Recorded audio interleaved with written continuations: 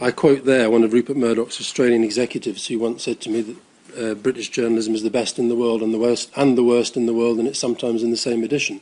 But I think it is important to remember that some of British journalism is the best in the world. I think you saw, I watched your evidence, the evidence inquiry yesterday, and I think you saw some very different aspects of British journalism, which included the best and the worst. But the best, I would defend, and I do defend, a free press. My argument that runs through this document that I've given to you is that the press that is being, the freedom of the press that is being defended most loudly by those who are describe anybody who dares criticise them as an attack upon the freedom of the press, that actually that has become a press that is barely worth defending. What I think we should defend is a genuinely free press.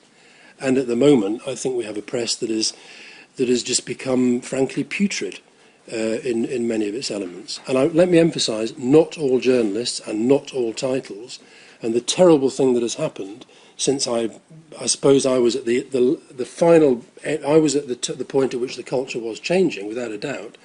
But what's happened is a very, very small number of people have actually completely changed the newspaper industry. So that, frankly, they've now besmirched the name of virtually every journalist in the country. The descent down market is one of your themes. Do you have a view as to the possible reasons for that?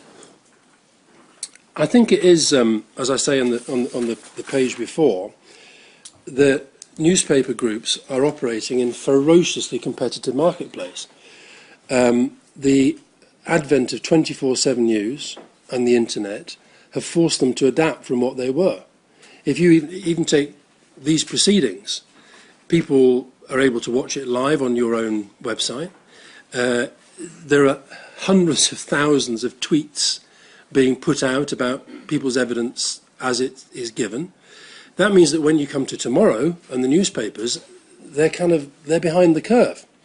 So what they've had to do is to adapt and rely ever more upon impact, which, as I say, has come ahead of standards and fairness, and also rely upon becoming campaigning organs and political players. So they've actually become, the newspapers have become part of the political process now, yet without any of the accountability that other parts of the political process are subject to. Thank you. And you also make it clear, and I'm moving on now to 21063, that newspapers are competing in the same space as a slew of celebrity magazines.